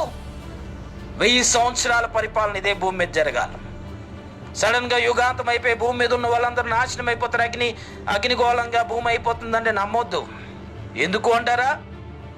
7 ఏండ్ల శ్రమల కాలంలో సంఘం ముందుగా ఎత్తబడి దేవునితో మధ్యాకాశంలో ఉంటుంది. 7 ఏండ్ల శ్రమల కాలం అయిపోయిన తర్వాత ఇదే భూమి మీద 1000 సంవత్సరాలు యెరూషలేములో మనం అందరం అడుగు పెట్టబోతున్నాం. అయ్యో, నేను వెళ్ళలేదు యెరూషలేము, ఎప్పుడు చూడలేదు అనుకుంటున్నారేమో. మంచి ఫెసిలిటీ ఉంది, మంచి ఆఫర్ కూడా ఉంది. దేవుడు ఖచ్చితంగా మనమందరం కూడా వెళ్ళి యెరూషలేములో 1000 సంవత్సరాలు యేసు ప్రభుతో పాటు ఒక కుటుంబంగా ఉండబోతున్నాం. బైబిల్లో రాయబడింది కదా, అక్కడ పులి మేక కలిసి గడ్డి తింటేయాలి. గడ్డి ఏదైనా తోటలో దేవుడు ఏదైతే చేశాడో అది చూడబోతున్నాం. ఏదైనా తోటలో జంతువులతో పాటు మనుషులు ఎలా జీవించారో, ఒకరి మధ్య ఒకరికి క్రూరత్వం లేకుండా ప్రేమలు కలిగి ఎలా జీవించాయో గడ్డి తిన్నాయంట పులులు. మనమందరము ఒక కుటుంబంగా 1000 సంవత్సరాలు ఇదే భూమి మీద యెరూషలేములో మనం ఉండబోతున్నాం. కాబట్టి దేవుని దూతలు ఈ భూమిని ప్రొటెక్ట్ చేస్తున్నారు. అందుకే ఇందాక నేను చదివి వినిపించాను. 2వ పత్రిక పేతురు గ్రంథంలో 3వ అధ్యాయంలో ఈ మాటలు 7వ వచనంలో 6-7 వచనంలో దేవుడు భద్రపరుస్తున్నాడు ఆయన వాక్యం బట్టి. ఇంకా నాశనం అవుతే ఎలా అవుతుంది ఈ భూమి? అగ్నితో. ఒకానొక రోజు ఆ 1000 సంవత్సరాల కాలం ముగిసిన తరువాత దేవుడు క్రొత్త భూమి క్రొత్త ఆకాశాన్ని చేయబోతున్నాడు. ప్రకటన గ్రంథం 22వ అధ్యాయంలో. దానికి ముందుగా 21వ అధ్యాయంలో మీరు తర్వాత చదవండి 7వ వచనం నుండి ఆ 1000 ఏండ్ల పరిపాలన అయిపోయిన తర్వాత దేవుడు ఈ భూమి మీద ఒక పెద్ద సోలార్ బ్లాస్ట్ కలగబోతుంది. పెద్ద సోలార్ బ్లాస్ట్. ఇప్పుడు దాకా అలైన్మెంట్లో తిరుగుతున్న ఈ గ్రహాలన్నీ డిజార్డర్ అయిపోతాయి. ప్రపంచవ్యాప్తంగా ఉన్న గెలాక్సీల్లో ఉన్న ప్లానెట్స్ అన్నీ డిజార్డర్ అయిపోతున్నాయి. ఇలా ఓన్లీ మట్టి ముద్దలు అనుకుంటున్నారేమో. రకరకాల గ్యాసెస్తో ఫిలప్ అయిపోయిన ఈ యొక్క ప్లానెట్స్ ఒకటికొకటి ఢీకొంటే పెద్ద అగ్నిగోళం, అదే నరకం. ఒక పక్క కొత్త భూమి అనే ప్లానెట్ మీద దేవుని రాజ్యం ఉంటే పెద్ద సోలార్ బ్లాస్ట్ అయిపోయి ఆకాశ నక్షత్రాలన్నీ అగ్నిగా ఎప్పటికీ మండే రీతిగా గ్యాసెస్ రిలీజ్ చేస్తూ మండుతూ ఉంటుంటే యుగ యుగాలు అగ్ని ఆరదు పురుగు చాగదు అని ఏదైతే బైబిల్ చెప్తుందో అదే రీతిగా ఈ సోలార్ బ్లాస్ట్ అయిన తర్వాత ఈ యొక్క ఆకాశ నక్షత్రాలు ఈ ప్లానెట్స్ అన్ని బ్లాస్ట్ అయిపోయిన తర్వాత ఇదంతా ఇప్పుడు 1000 ఏండ్ల పరిపాలన భూమి మీద దేవుని చిత్తం జరిగిన తర్వాత ఆ చిత్తం జరగమని మనకు ప్రార్థన నేర్పించాడు. పరలోకమందు దేవుని చిత్తం నెరవేర్చబడినట్టు భూమి మీద నెరవేర్చబడాలి. యేసుక్రీస్తు ప్రభు మనతో పాటు ఉండాలి. 1000 ఏండ్ల పరిపాలనలో శాంతి సమాధానంతో కూడిన పరిపాలన భూమి మీద జరగాలి. అది దేవుని యొక్క చిత్తం. అది జరిగిన తరువాత ఇక భూమి అవసరం తీరిపోతుంది. ఇక ప్రొటెక్ట్ చేయాల్సిన బాధ్యతలు దూతలకు కూడా తీరిపోతాయి. పెద్ద సోలార్ బ్లాస్ట్ జరుగుతుంది. అదే అగ్ని గంధకాలతో నింపబడిన అగ్నితో నింపబడిన నరకం. ఆ నరకంలో యేసుక్రీస్తునందు విశ్వాసం ఉంచిన వారు అందులో పడద్రోయబడతారు. క్రొత్త భూమి క్రొత్త ఆకాశంలో అక్కడ యేసుక్రీస్తు ప్రభునందు విశ్వాసం ఉంచిన వారందరూ దేవుని రాజ్య వారసులు అవుతున్నారు. సో ఇటు రీతిగా ఈ సోలార్ సిస్టమ్ ఆపరేషన్ అంతా కూడా దేవుని దూతలు చేస్తున్నారు. ఒకప్పుడు యెహోషువ యుద్ధం చేస్తున్నాడు. అయితే సూర్యుడా నువ్వు గిబియోన్ లోయలో ఆగు, చంద్రుడా నువ్వు అక్కడ ఆగు అన్నాడు. అంటే ఆగిపోతే ఆగాయి. దేవుని దూతలు ఆపారు. ఈవినింగ్ అయిపోతే యుద్ధంలో ఎవరెవరు చంపుకుంటున్నారో అర్థం కాదు కదా. యుద్ధం ముగించబడేంత వరకు సూర్యుని యొక్క కాంతి అయిపోకుండా ఆపారు. హిజ్కియా అన్నాడు, నేను బాగుపడటానికి ఏంటి సూచన అన్నాడు. ఇదిగో ఈ గడియారములో 10 మెట్లు నీడ వెనక్కి వెళ్తుంది అన్నాడు. అయ్యింది. మనుషులకు అసాధ్యమైన పనులు చేసేవాడు దేవుడు. మనుషులకు అసాధ్యమైన పనులు దేవుడు చేసేవాడు. కంటి తుడుపు చిన్న చిన్న పనులు చేసి నేను దేవుణ్ణని, లేక చిన్నదేదో నోట్లోంచి తీసి నేను దేవుణ్ణని, అందరూ చప్పట్లు కొట్టనని చెప్పేవాడు కాదు. దేవుడు మనుషుల జ్ఞానానికి మించిన పనులు చేసేవాడు. దేవుడు చేస్తే అలా ఉంటాయి. యుద్ధమయ్యేంత వరకు చంద్రుడు రాలేదు. 10 మెట్లు నీడ వెనక్కి వెళ్ళింది. దేవుడు 18 నెలల నుండి 2 సంవత్సరాల వరకు జూపిటర్ అనే ప్లానెట్ ని యేసు ప్రభు పుట్టినప్పుడు అలా నిలబెట్టాడు. ఇవన్నీ దేవుని యొక్క దూతలు చేస్తున్న పరిచర్యలు. ఈ సోలార్ సిస్టమ్ అంతట్లో చిన్న అణువులుగా ఉన్న వాటన్నిటిని సమకూర్చి ప్లానెట్స్ గా, స్టార్స్ గా తయారు చేయటమే కాదు, వాటిని సంరక్షించే పనిని కూడా దేవుడు తన దూతలుగా ఆజ్ఞాపించాడు. ఇప్పటికీ భూమి ఎలా ఉన్నది అంటే, ఎప్పుడో ఆస్ట్రాయిడ్స్ తో మన భూమి నాశనం అవ్వాలి కదా, పక్క నుండి వెళ్ళింది, పక్క నుండి వెళ్ళిపోతుంది, ప్రమాదం లేదని నాసా చెప్తుంది కదా. తప్పించే వాళ్ళు ఎవరు? దేవుని యొక్క దూతలు. దేవుని యొక్క దూతలు కంప్లీట్గా భూమిని ప్రొటెక్ట్ చేశారు. ఎక్కువగా ఇలా వేడి రాకుండా ప్రొటెక్ట్ చేస్తున్నారు, ఎండతో మనుషులు చనిపోకుండా. ఎక్కువగా వరదలు రాకుండా, వర్షాలు రాకుండా ప్రొటెక్ట్ చేస్తున్నారు. దేవుడు వాటికి ఆజ్ఞాపించాడు. వర్షాలు కూడానా అంటే, అవును, ఏలియా ప్రార్థన చేశాడు. 3.5 సంవత్సరాలు వర్షం లేదు. తర్వాత ప్రార్థన చేశాడు. పిల్లలు ప్రార్థన చేసినప్పుడు ఏం జరిగిందో తెలుసా? చిన్న హస్తం లాంటి మేఘం దూరంగా కనబడుతుంది అన్నాడు. 7 సార్లు ప్రార్థన చేస్తూ ఉన్న సందర్భంలో 7 సార్లు ప్రార్థన చేసిన తర్వాత అక్కడ ఏం జరిగింది? మేఘం అనేది దూతలు తీసుకొచ్చారు. కరెక్ట్గా మేఘం అనేది దూతలు తీసుకొచ్చి వర్షం పడేటట్టుగా చేశారు. సముద్రం వైపు చూడండి అని ఏలియా తన శిష్యులకు చెప్పాడు. వాళ్ళందరూ చూస్తూ ఉన్నారు సముద్రం వైపు. భూమి మీద ఉన్న సముద్రంలో ఉన్న నీరు ఎవాపరేట్ అయ్యి ఆవిరిగా మార్చబడి నీటి బిందువులతో నీటి రాశిగా దేవుడు ప్రిజర్వ్ చేస్తూ ఉన్నాడు ఆకాశంలో. ఆయన ఆ సముద్రం మీద నుండి ఆ నీటి ఊటను, ఆ క్లౌడ్స్ని తీసుకొచ్చి భూమి మీద వర్షం ఇవ్వకపోతే కరువుతో చచ్చిపోతాం. దేవుడు తన దూతలకు ఆజ్ఞాపించి అక్కడ స్టోరేజ్ ఉన్న వాటర్ని తీసుకొచ్చి ఇక్కడ వర్షం కురిపిస్తుంటే పంటలు పండుతున్నాయి, మనం బ్రతుకుతున్నాం. దేవుడు ఏం చేస్తున్నాడు? అసలు దేవుడు ఉన్నాడా? ఉంటే కనబడాలి కదా అంటున్నాడు ఒక సైంటిస్ట్. కనబడే ఈ యొక్క ప్రకృతి ప్రపంచాన్ని చూస్తున్న మానవునికి ఆత్మ సంబంధమైన విషయాలు అర్థం కావు. ఎందుకంటే కనబడేదే నమ్ముతాడు కాబట్టి. సైన్స్ అనేది కనబడేదే నమ్ముతుంది కాబట్టి. కనబడితే ఏదన్నా ఉన్నట్టు మనుగడలో, ఉనికిలో, లేకపోతే లేనట్టు. దేవుడు ఆత్మ. దేవుడు ఆత్మ కాబట్టి వాళ్ళ దృష్టికి లేడు. మనిషిలో ఉన్నది ఆత్మ, వాళ్ళకి కనబడదు. దేవుడు కనబడ్డు, వాళ్ళ దృష్టిలో ఆత్మ లేదు. వాళ్ళు నమ్మితే ఎంత, నమ్మకపోతే ఎంత. దేవుడు సహజానికి భిన్నమైన కార్యాలు చేసేవాడు. దేవుడు ప్రకృతి సంబంధమైన చిన్న చిన్న మిమిక్రీలో చేసి, చిన్న చిన్న లాజిక్లు ఉపయోగించి, చిన్న చిన్న రీతిగా చిన్న చిన్న మ్యాజిక్స్ చేసేవాడు కాదు. దేవుడు శక్తికి మించిన కార్యాలు. ఒకని జీవితకాలం సరిపోదు దేవుడు చేసిన కార్యాలు ఒక్క విషయాన్ని కనుక్కోవడానికి. ఒక్క విషయం దేవుడు ఎలా చేశాడని ఆలోచించడానికి ఒక్కని జీవితకాలం సరిపోదు భూమి మీద దేవుడు చేసిన కార్యాలు గుర్తించడానికి. ఇలాంటి విశాలమైన ప్రపంచంలో దేవుని ఉన్నతమైన జ్ఞానాన్ని ఈ భూమి మీద మానవునికి ప్రత్యక్షపరిచాడు. ప్రతిదీ కరెక్ట్గా అలైన్మెంట్ చేశాడు. తిరగటాన్ని ఎవరు ఆపగలరు? భూమి తిరగకుండా ఎవరు ఆపగలరు? ఈ సోలార్ సిస్టంలో ఉన్న వాటిని తిరగకుండా ఎవరు చేంజ్ చేయగలరు? అలైన్మెంట్లోంచి ఇంకొక కక్ష పరిధిలోకి ఎవని వల్ల కాదు. దేవుడు అలా ఆపరేట్ చేస్తూ ఉన్నాడు. దేవుడు ఇలా దూతలకు ఆజ్ఞాపించాడు. కాబట్టి 4వ రోజు దేవుడు చేసిన ఈ సృష్టి నిర్మాణంలో దేవుని యొక్క దూతలు వాటిని దేవుడు పలకగానే, ఆకాశంలో జ్యోతులు కలుగునుగా కానీ పలకగానే ఈ సృష్టి నిర్మాణంలో వారు పాత్రదారులయ్యారు. ఇప్పటికీ సంరక్షించే పనిలో బాధ్యతలు స్వీకరించి పనిచేస్తూ ఉన్నారు. తర్వాత 5వ రోజును గూర్చి బైబిల్ గ్రంథం ఏమని సెలవిస్తుందో, దేవుడు చేసిన 5వ రోజు సృష్టిలో ఏంటి, ఎలా జరిగిన ఈ పరిణామాలు మనం తెలుసుకుందాం. వాక్యాన్ని ఎవరు మిస్ కావద్దు, వాక్యాన్ని వినండి. తప్పనిసరిగా దేవుడు మనకు కొత్త విషయాలు బోధిస్తాడు. ఆదికాండం 1వ అధ్యాయంలో 20వ వచనం నుండి నేను చదువుతున్నాను.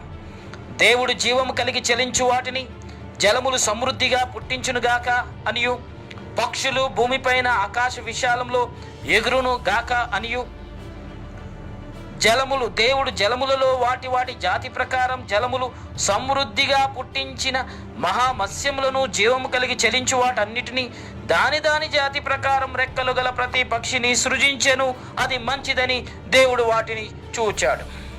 ఇక్కడ గమనిద్దాం, ఈ జీవం కలిగిన వాటిలో కూడా దూతల ప్రమేయం ఉన్నదా? సరే, ఇవన్నీ నిర్జీవమైనవి. వెలుగు కలుగునుగాక అన్నప్పుడు, ఆకాశం కలుగజేసినప్పుడు, 6వ నెల భూమిని కలుగజేసినప్పుడు, ఆకాశ నక్షత్రాలు కలుగజేసినప్పుడు, ఇవన్నీ నిర్జీవమైనవి. జీవం కలిగి చలించే వాటిని సృష్టిస్తున్నప్పుడు కూడా దేవుని దూతల పాత్ర ఉన్నదా అని మీకు డౌట్ వస్తుంది. ఉన్నది. దేవుని యొక్క మాటను బట్టి దేవుని దూతలు పనిచేస్తారు. ఇందాక మీకు ముందుగా చదివినిపించాను, యెషయా గ్రంథం 45:18లో మానవునికి నివాస యోగ్యంగా దేవుడు చేసిన ఈ సృష్టిలో మానవుడు తప్ప అన్ని జంతువులు అన్ని జీవులు ఉన్నాయి. అలాంటి సృష్టి డ్యామేజ్ అయింది, నాశనమైంది సాతాను పతనం బట్టి. కాబట్టి ఈ పక్షులు కానీ, సముద్రంలో చేపలు, గొప్ప మత్స్యాలు కానీ, వీటన్నిటినీ రీక్రియేట్ చేసే బాధ్యత దేవుడు దూతలకు అప్పగించాడు. ఓకే, మరి ఈ దూతలు ఎలా పనిచేస్తుంటారు? ఈ జీవం కలిగి చలించే వాటిని ఎలాగా వాళ్ళు రీక్రియేట్ చేస్తారు? దీన్ని మనం తెలుసుకుందాం. ముఖ్యంగా ఈ సెటప్ ఇలా జరగటానికి, అంటే ఇప్పుడు 5వ రోజు అలాగే 6వ రోజు జంతువులను చేయటం గురించి ఒక మూల వాక్యాన్ని ఇప్పుడు నేను మీకు తెలియచేస్తున్నాను. ఎలాగూ ఈ నిర్మాణం జరుగుతుందో అని తెలియచేయటానికి 5వ రోజు అలాగే 6వ రోజు చేయబడిన సృష్టికి ఒక మూలాధారమైన వాక్యాన్ని నేను మీకు చదువుతున్నాను. యెహెజ్కేలు గ్రంథం 37వ అధ్యాయంలో నేను మొదటి నుండి కొన్ని వచనాలు చదువుతున్నాను. ఇక్కడ గమనిస్తే యెహెజ్కేలుతో దేవుడు అంటున్నాడు, యెహోవా హస్తం నా మీదకి వచ్చెను, నేను ఆత్మవశుడనై ఉండగా యెహోవా నన్ను తోడుకొని పోయి ఎముకలతో నిండి ఉన్న ఒక లోయలోనికి నన్ను దింపాడు. ఆయన వాటి మధ్య నన్ను ఇటు అటు నడిపించుచుండగా ఎముకలు అనేకములు ఆ లోయలో కనబడెను, అవి కేవలము ఎండిపోయినవి. ఆయన నరపుత్రుడా, ఎండిపోయిన ఈ ఎముకలు బ్రతకగలవా అని నన్ను అడగగా, ప్రభువా యెహోవా అది నీకే తెలియను అని నేనంటిని. అందుకు ఆయన ప్రవచనమెత్తి, ఎండిపోయిన ఈ ఎముకలతో ఇట్లనము, ఎండిపోయిన ఎముకలారా యెహోవా మాట ఆలకించుడి. ఈ ఎముకలకు ప్రభువైన యెహోవా సెలవిచ్చినదేమనగా, మీరు బ్రతుకున్నట్లు నేను మీలోనికి జీవాత్మను రప్పించుచున్నాను. చర్మము కప్పి మీకు నరములనిచ్చి మీ మీద మాంసమును పొదిగి చర్మము మీ మీద కప్పెదను. మీలో జీవాత్మను ఉంచగా మీరు బ్రతుకుదురు. అప్పుడు యెహోవానైన నేను యెహోవానై ఉన్నానని మీరు తెలుసుకొందురు. 7వ వచనం నుండి నేను చదువుతున్నాను ప్లరా. ఆయన నాకు ఇచ్చిన ఆజ్ఞ ప్రకారం నేను ప్రవచించుచుండగా గడగడమని ధ్వని ఒకటి పుట్టెను. అప్పుడు ఎముకలు ఒకదానితో ఒకటి కలుసుకొనెను. నేను చూచుచుండగా నరములను మాంసములను వాటి మీదకు వచ్చెను, వాటి పైన చర్మము కప్పెను, అయితే వాటిలో జీవాత్మ ఎంత మాత్రము లేకపోయెను. అప్పుడు ఆయన నరపుత్రుడా, జీవాత్మ వచ్చినట్లు ప్రవచించి ఇట్లనుము, ప్రభువుకు యెహోవా సెలవిచ్చినదేమనగా, జీవాత్మ నలుదిక్కుల నుండి వచ్చి హతులైన వీరు బ్రతుకున్నట్లు వారి మీద ఊపిరి విడుము అన్నాడు. ఆయన నాకు ఆజ్ఞాపించినట్లు నేను ప్రవచింపగా జీవాత్మ వారిలోనికి వచ్చెను. వారు సజీవులై లేచి లెక్కింప శక్యము కాని మహాసైన్యం అయిపోయారు. ఇదంతా ఎందుకు చదివానంటే, ఇదంతా యెహెజ్కేలు ప్రవక్తకు ఇశ్రాయేలు ప్రజలను గూర్చి ఇచ్చిన ఒక దర్శనం. ఆ దర్శనంలో దేవుడు ఒక కళ్ళకు కట్టిన ఒక సంఘటన చూపించాడు. ఎముకలతో నింపబడిన ఒక లోయలోనికి తీసుకెళ్ళాడు. ఎవడు ఎముక ఎవడదో తెలియదు, అన్ని కుప్పలు కుప్పలుగా అక్కడ పడి ఉన్నాయి. ఎముకలన్నీ ఒకరికి సెట్టు రూపంలో లేవు, మిళితమైపోయిన ఎముకలు అక్కడ ఉన్నాయి. ఒక్క మాట మాట్లాడినప్పుడు ఎముకలు ఎవరి ఎముకలు వాళ్ళై, ఎవరి సెల్స్ వాళ్ళై, ఎవరి క్రోమోజోములు వాళ్ళై, ఎవరి DNA వాళ్ళది, ప్రతిదీ టెస్ట్ చేసి ఎవరిది వాళ్ళకి ఫిక్స్ చేసి ల్యాబొరేటరీ వర్క్ చేశారు దేవుని యొక్క దూతలు. ఈరోజు ఒక ల్యాబొరేటరీలో ఎలాగైతే పరీక్షలు చేసి ఈ పలానా డెడ్ బాడీ పలానా కుటుంబానిదని ఎలాగైతే DNA ద్వారా నిర్ధారిస్తున్నారో, అక్కడ కుప్పలు తెప్పలుగా పడి ఉన్న లక్షల మంది సైన్యం యొక్క ఎముకలు, ఎండిపోయిన ఎముకలు, జీవం లేని ఎముకలు, పడి ఉన్న ఎముకలన్నిటినీ ఏది పడితే అది ఫిక్స్ చేసి చూపించినట్టుగా చేతులు దులుపుకోలేదు దేవుని దూతలు. ఎవరి ఎముక వాళ్ళ డిఎన్ఏలు టెస్టులు చేసి ప్రతి ఎముక ఫిక్స్ చేసి స్కెల్టన్లు చేసి వాళ్ళ యొక్క నిర్జీవమైన కణాలన్నీ మరలా సెల్స్ని తీసుకొచ్చి, మరలా వాళ్ళ చర్మాన్ని తీసుకొచ్చి, వాళ్ళ క్రోమోజోములు తీసుకొచ్చి, వాళ్ళ హార్మోన్స్ని తీసుకొచ్చి మరలా శరీరాలుగా రూపకల్పన చేశారు. ఇది చరిత్ర, దేవుడు చూపించిన ఒక దర్శనం. ఇప్పుడు మనం గమనిద్దాం. బైబిల్ మనకు అర్థం కావాలంటే, ముందు విషయాలు అర్థం కాలేదంటే తర్వాత జరగబోయే విషయాలు ఇప్పుడు చూసుకోవాలి.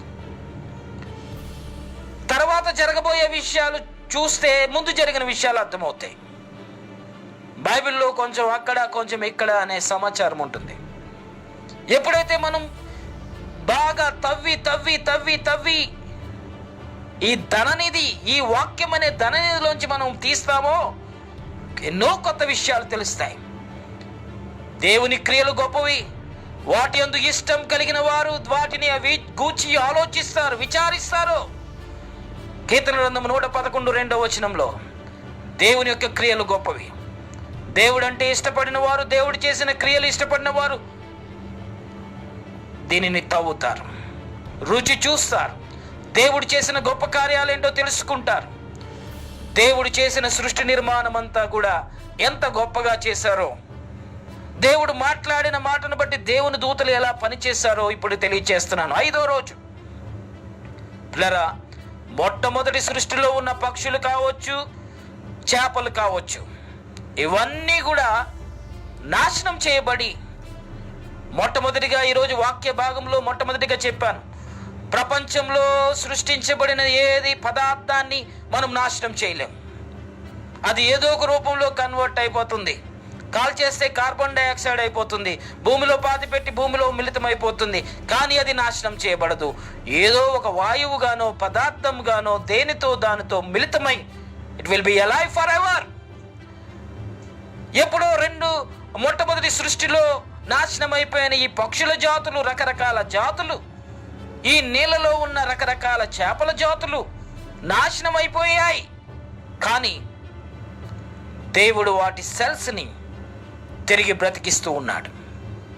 గాలిలో ధూళిగా ఎగురుతున్న ఈ యొక్క పక్షుల కళేబరాలు, ఇసుక రేణువుల్లాగా బూడిదలాగా ఎగురుతున్న ఈ పక్షుల కళేబరాలు, ఇవన్నీ కలెక్ట్ చేశారు దేవుని దూతలు. ఇది ప్యారెట్దా? Yes, laboratory work. ఇది ప్యారెట్దా? ఇది స్పారోదా? ఇదేంది? అన్నీ సమకూర్చుకొని చిన్న చిన్న మైక్రోస్కోప్ లెవెల్లో ఉన్న చిన్న చిన్న పదార్థాలు గాలిలో, దేవుడేమన్నాడు? పక్షులు గాలిలో ఎగురును గాక అన్నాడు, అంతే ఎగరాలి. దేవుడు అన్నాడు ఎగరాలి. అలా ఎగరాలంటే గాలిలో మిళితమైపోయి ఏవైతే నాశనం చేయబడి గాలిలో వాయువుగా, కణాలుగా ఏదైతే పదార్థాలు గాలిలో తిరుగుతూ ఉన్నాయో, ప్యారెట్ తీసుకొచ్చి స్పారోకి పెట్టలేదు, పిచ్చికి డిఎన్ఏ పట్టుకెళ్ళి ఆ చిలక్కి పెట్టలేదు ప్యారెట్కి. దేనిది దానికి కొన్ని కోట్లు ఈ ల్యాబొరేటరీ వర్క్ చేశారు పిల్లరా. కొన్ని కోట్ల మంది ఈ ల్యాబొరేటరీ వర్క్ చేసి కంటికి కనబడని చిన్న సూక్ష్మ కణముగా ఉన్న ఈ యొక్క మైక్రోస్కోప్ లెవెల్లో అందే ఈ చిన్న చిన్న కణాలన్నీ సమకూర్చి ఒక బాడీ పార్ట్ పట్టుకెళ్ళి ఇంకో బాడీ పార్ట్కి పెట్టకుండా, ఒకరి డిఎన్ఏ ఇంకొకరికి రీప్లేస్ చేయకుండా పర్ఫెక్ట్గా ఆకాశంలో ధూళి అన్ని కలెక్ట్ చేసి ఆకాశంలో ఎగిరే పక్షులుగా కన్వర్ట్ చేశారు. ఇందాక నేను చదివాను కదా, ఎముకలతో నింపబడిన లోయ, ఒక ఎముక ఇంకొక ఎముకతో అతుకబడి మహాసైన్యంగా మార్చబడటానికి, చర్మం వచ్చి కప్పబడటానికి దూతలు పనిచేశారు.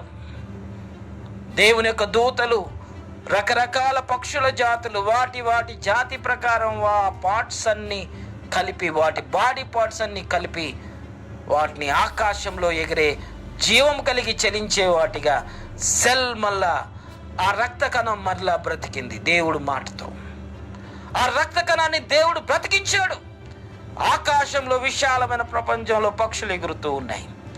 నీళ్ళలో ఒకప్పుడు మొట్టమొదటిగా చేయబడిన సృష్టిలో నాశనం చేయబడిన చేపలు ఆ కణాలను నీళ్ళలో వెతికారు. ఇక సెర్చ్ ఆపరేషన్ స్టార్ట్ అయింది. గజ ఈతగాళ్ళు దిగి లోపల సెర్చ్ చేస్తారు కదా, దేవుని దూతలు లోపల కంట నీటిలో ఎక్కడుంది ఆ కణాలన్నీ పట్టుకున్నారు.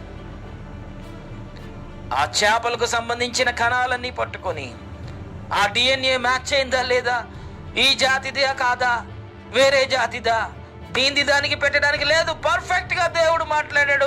ఆ మాట ప్రకారంగా దేవుని దూతలు చేయాలి అంతే. ఈ నీటిలో ఉన్న చేపలన్నీ ఆ సెల్ మళ్ళీ ఎలా అయింది, ఆ DNA మళ్ళీ మ్యాచ్ చేశారు. దీనిది దానికి పెట్టలేదు. అన్ని జీవులు కలకలమని నీటిలో అన్నీ తిరిగే ఆడేటట్టు, ఆకాశంలో పక్షులన్నీ ఎగిరేటట్టుగా మళ్ళా రీక్రియేషన్ అనేది జరిగింది. దేవుడు మాట్లాడిన మాటను బట్టి పనిచేసేవారే దేవుని దూతలు. ఆయన ఆజ్ఞాపించినది నెరవేర్చే బలశూరులు, బలం కలిగిన వారు, శక్తి కలిగిన వారు. కాబట్టి దేవుడు మాట్లాడాడు, వెనక క్రియలు చేసిన వారు దేవుని యొక్క దూతలు. ఎంత ఖచ్చితంగా దేవుని దూతలు ఎందుకు అంటున్నామో ఇప్పుడు మనకు వస్తుంది, ఆఖరిలో తెలుస్తుంది. 6వ రోజుకి వచ్చేస్తున్నాను. 6వ రోజు దేవుడు మనిషిని తయారు చేయక మునుపు జంతువులను దేవుడు చేశాడు. మొదటి అధ్యాయంలో, ఆదికాండం 1వ అధ్యాయంలో 24వ వచనం నుండి నేను చదువుతున్నాను. దేవుడు వాటి జాతి ప్రకారం జీవం కలిగిన వాటిని అనగా వాటి జాతి ప్రకారం పశువులను, పురుగులను, అడవి జంతువులను భూమి పుట్టించునుగాక అని పలికాడు. భూమి పుట్టించునుగాక అని ఎందుకన్నాడు? సోర్స్ అనేది ఉంది భూమిలో. వాటి యొక్క అవయవాలు భూమిలో జీవ సమాధయ్యాయి, నాశనం చేయబడిన కారణంగా మొట్టమొదటి సృష్టి. భూమి పుట్టించునుగాక అని ఎందుకు అంటున్నాడు? జలములు పుట్టించునుగాక అని ఎందుకన్నాడు?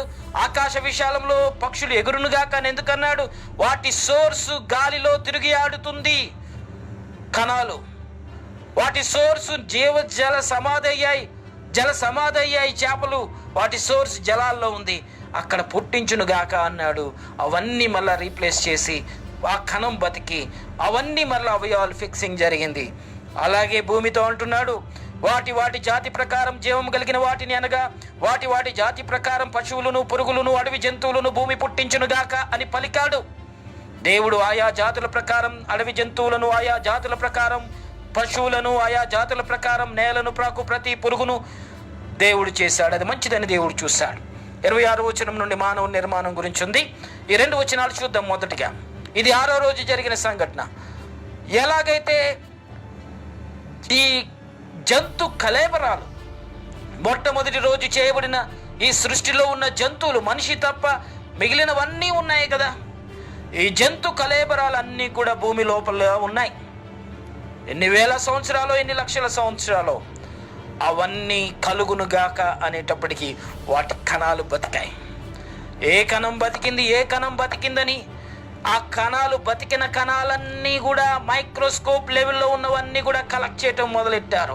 ఈ కణానికి సంబంధించిన DNA ఏంటి, ఈ DNAకి సంబంధించిన పార్ట్స్ ఏంటి, దాని చర్మం ఏంటి, ప్రతిదీ సమకూర్చడం దూతలు మొదలు పెట్టారు. పిల్లరా, ఇది ఒక పెద్ద మళ్ళీ ల్యాబొరేటరీ వర్కే జరిగింది. ఇంత పెద్ద పరిశోధనలు, సృష్టి నిర్మాణంలో జరిగిన ఇంత గొప్ప పరిశోధనలు ఇంకెప్పుడు భూమి మీద జరగవు కూడా. కొన్ని కోట్ల దేవుని దూతలు వర్క్ చేస్తూ ఉన్నారు. దేవుడు మాట మాత్రం మాట్లాడతాడు, దాని వెనక కొన్ని కోట్ల దూతలు దిగిపోయారు. మెడికల్ ల్యాబొరేటరీ స్టాఫ్ స్టార్ట్ అయిపోయారు.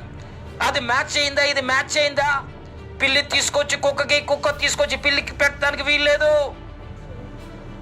ఏది దేనికి సంబంధించిందో చీమదికి పెట్టాల్సిందే. ఆ చెవులు పిల్లి అంటాం కదా, ర్యాబిట్కి పెట్టాల్సిందే. దేనిది దానికి, దేనికి పెట్టాల్సిందే. ప్రతి పార్ట్ మళ్ళా ఫిక్స్ చేయటం మొదలెట్టారు. ఎముకలతో నింపబడిన లోయలో ఎహెజ్కేలు గ్రంథం 37వ అధ్యాయంలో ఎముకలు ఎండిపోయి ఎప్పుడో చరిత్రలో మట్టిలో కలిసిపోయిన ఎముకలను తిరిగి జీవము కలిగిన వాటిగా ఎలా దేవుడు చేశాడో, కొన్ని వేల లక్షల సంవత్సరాల క్రితం జల సమాధి అయిపోయి నాశనం అయిపోయిన ఈ జంతు కళేబరాలన్నీ కూడా వాటి DNAను బట్టి, వాటి కణాలను బట్టి, వాటి శకలాలను బట్టి దేవుని యొక్క దూతలు మళ్ళా రీకలెక్ట్ చేసి భూమి పుట్టించును గాక అన్నాడు కదా. ఈ భూమి లోపల సమాధి అయిపోయిన కణాలన్నీ, ఎముకలన్నీ తవ్వి దేవుని యొక్క దూతలు కలెక్ట్ చేసి జంతువులు క్రియేట్ అవటానికి, దేవుడు చెప్పిన మాటను బట్టి ఇలా కంప్లీట్గా ఈ జంతువులన్నీ, నేలను పాకే పురుగు, ప్రాకుతూ వెళ్ళే జంతువు, ప్రతిదీ దేవుడు పలికిన మాటను బట్టి వాటన్నిటిని కరెక్ట్గా ఫిక్స్ చేశారు. ఈ జంతువులన్నీ కరెక్ట్గా ఫిక్స్ అయ్యాయి. అయిన తర్వాత దేవుడు ఎస్ బాగుంది, మంచిది అన్నాడు. అలా వర్క్ చేశారు. దేవుడు వాటన్నిటికీ ఆజ్ఞాపించిన రీతిగా దూతల పనులు చేశారు. అది మంచిది అని స్టేట్మెంట్ అనిపించుకున్నారు దూతలు. ఎస్, నేను అన్నదన్నట్టుగా మీరు చేశారు, అది మంచిది అని దేవుడు భావించాడు. ఇటు రీతిగా 6వ రోజు మనిషి నిర్మాణం జరగకముందే వీటన్నిటినీ దేవుడు చేశాడు. మాట్లాడాడు. మాట్లాడిన దానిని బట్టి దూతలు పనిచేశారు. సరే ఇప్పుడు ఒక ప్రాముఖ్యమైన విషయాన్ని నేను మీకు బోధిస్తున్నాను. దేవుడు మాట్లాడితే దూతలు పని చేస్తున్నారా లేదా అనేది ఇక్కడ మనకు అర్థమవుతుంది చాలా స్పష్టంగా. ఇక్కడే ఆదికాండం 1వ అధ్యాయంలో 26వ వచనం నుండి నేను చదువుతున్నాను. దేవుడు మన స్వరూపమందు మన పోలిక చొప్పున నరులను చేయుదము, వారు సముద్రపు చేపలను, ఆకాశ పక్షులను, పశువులను, సమస్త భూమి మీద ప్రాకు ప్రతి జంతువును ఏలుదురుగాక అని దేవుడు మాట్లాడాడు. ఇక్కడ గమనించండి, చాలామంది అనుకుంటారు దేవుడు చేసిన సృష్టి వెలుగు కలుగును గాక, క్రింది జలములు మీది జలములు వేరుపరచబడును గాక, అన్న నేల కనబడును గాక, ఆకాశంలో జ్యోతులు కలుగును గాక, ఆకాశంలో పక్షులు, నీటిలో జలచర రాశులు కలుగును గాక, అలాగే జంతువులు భూమి పుట్టించును గాక. మాట్లాడితే ప్రతిదీ మాటకు జరిగింది. అసలు మానవుడి విషయంలో మాట్లాడలేదు, మానవుడి విషయంలో కేవలం మట్టి తీసుకుని ముద్ద చేసి పనిచేసాడు అనుకుంటారు. ఇక్కడ గమనించండి, 26వ వచనంలో ఏమని రాయబడింది? దేవుడు మన స్వరూపమందు మన పోలిక చొప్పున నరులను చేయుదము, వారు సముద్రపు చేపలను, ఆకాశ పక్షులను, పశువులను, సమస్త భూమి మీద ప్రాకే ప్రతి జంతువును ఏలుదురుగా కానీ పలికెను. The spoken word behind the creation of man. అన్ని మాటలతో సృష్టించాడు, మనిషికి మాటతో కాదు చేతలతోనే దేవుడు చేశాడు అనుకున్నారు కదా. మాట్లాడాడు. మనిషి నిర్మాణం జరగక ముందు దేవుడు మాట్లాడాడు. అదే బైబిల్ చెప్తుంది. అదే దేవుడు మాట్లాడిన మాట ఇక్కడ 26వ వచనం గుర్తుపెట్టుకోండి. వారు ఏలుదురుగాక, మన స్వరూపమందు మన పోలిక చొప్పున నరులను చేద్దాం, వారు భూమి మీద ఉన్న జంతువులను, భూమి మీద ప్రాకే పురుగులు, భూమిని ఏలుదురుగాక అని ముందు మాట్లాడాడు. ఆ మాట ప్రకారంగా మనిషిని చేశాడు. దేవుడు మాట లేకుండా ఏ నిర్మాణం జరగలేదు. కలిగి ఉన్నదేది ఆయన లేకుండా కలగలేదు. ఆ మాట్లాడిన వ్యక్తి, ఆ వాక్యముగా ఉన్నవాడు ఆదియందు దేవుడిగా ఉన్నాడు. ఆ దేవుడే యేసు క్రీస్తు ప్రభువుగా ఉన్నాడు. మానవుని యొక్క నిర్మాణాన్ని చేస్తూ ఉన్నప్పుడు దేవుడు మాట్లాడాడు. ఆ మాటను బట్టి నిర్మాణం జరిగింది. సో మొట్టమొదటిగా దేవుడు మాట్లాడాడు. సో ఇక్కడ మనం గమనిస్తే దేవుడు మాట్లాడగానే మనుషుల నిర్మాణం జరిగిందా, పని చేశాడా దేవుడు? ఇది మనం ఆలోచిస్తే దేవుడు మాట్లాడగానే పని చేస్తున్నాడు అనేది మనకు అర్థమవుతే, ముందు జరిగిన 6 రోజుల సృష్టిలో జంతువుల సృష్టి వరకు కూడా దేవుడు మాట్లాడగానే ఎవరో పని చేశారని మనకు అర్థమవుతుంది. సో మరలా నేను మీకు అర్థమయ్యేటట్టు చెప్తున్నాను. దేవుడు మన స్వరూపమందు మన పోలిక చొప్పున నరులను చేయుదమని దేవుడు మాట్లాడాడు. మాట్లాడిన తరువాత వెంటనే నరులు అయిపోయారా? దేవుని స్వరూపమందు ఆదాము అవ్వలు వచ్చేసారా? లేకపోతే దేవుడు మాట్లాడిన తర్వాత, పని చేసిన తరువాత వాళ్ళ ప్రత్యక్షత భూమి మీద కలిగిందా? మాటలాడిన తర్వాత పని చేశాడు. అంటే దేవుడు మాట్లాడిన తర్వాత ఇక్కడ మనిషి విషయంలో దేవుడే పని చేశాడు. యూనిక్గా మనిషిని తన స్వరూపమందు తన పోలిక మాత్రమే ఇచ్చి తయారు చేయాలనుకున్నాడు. మనిషి విషయంలో మాత్రం దేవుడు తానే ఒక కుమ్మరిగా, ఆయన నిర్మాణకుడిగా మానవునికి నిర్మాణాన్ని కలుగజేశాడు. దేవుని స్వరూపం, దేవుని పోలిక అనేది మానవునికి అనుగ్రహించాడు. మరి ముందు మాట్లాడిన మాటలప్పుడు దేవుడు చేసినట్టుగా లేదు కదా. దేవుడు మాట్లాడాడు, మాట్లాడిన తర్వాత ఆదాము అవ్వలు కాలేదు. 2వ అధ్యాయం 6వ వచనం నుండి చూస్తే, భూమి నుండి ఆవిరి లేచింది, మట్టిని తడిపింది, 7వ వచనంలో నేల మంటి నుండి దేవుడు నరుణ్ణి చేశాడు, నాసికారంధ్రంలో జీవవాయువును ఊదాడు. తర్వాత కిందకు వచ్చేటప్పటికి పక్కటెముకను తీశాడు, అవ్వను తయారు చేశాడు, సాటి అయిన సహాయంగా ఇచ్చాడు, పని చేశాడు. 26వ వచనంలో కలుగునుగాక అని మాట్లాడాడు, వాస్తవమే. తర్వాత పని చేస్తేనే కానీ మానవుల ప్రత్యక్షత జరగలేదు కదా. మరి మొదటి రోజు నుండి 6వ రోజు జంతువుల నిర్మాణం వరకు మాట్లాడాడు. మరి పని చేసిన వాళ్ళు ఎవరు? దేవుని యొక్క దూతలు. ఇది మనం అర్థం చేసుకోవాలి. ఆ నాశనం అయిపోయిన సృష్టిలో ఉన్న ప్రిజర్వ్ చేయబడిన ఈ కళేబరాలు కావచ్చు, ప్లానెట్స్ చేయటానికి ఆ డస్ట్గా, గ్యాస్గా, లిక్విడ్స్గా మారిపోయిన ఆ పదార్థాలు రీకలెక్ట్ చేసి ప్లానెట్స్గా మార్చడం కావచ్చు, భూమి లోపలికి వెళ్ళిపోయి 6వ నెల కనబన్నుగాక అన్నప్పుడు ఆ భూమిని పైకెత్తి పట్టుకొని 7 ఖండాలుగా కనబడే రీతిగా ఆ భూమి లోపల ఉన్న చిన్న చిన్న విత్తనాలన్నీ పైకి తీసుకొచ్చి గడ్డిని, విత్తనములు ఇచ్చే చెట్లను, ఫలవృక్షాలను ఇచ్చే చెట్లు భూమి పుట్టించునుగాక అన్నప్పుడు వాటన్నిటిని పుట్టించి దేవుడన్న మాటను బట్టి ప్రతిదీ కూడా తిరిగి మళ్ళా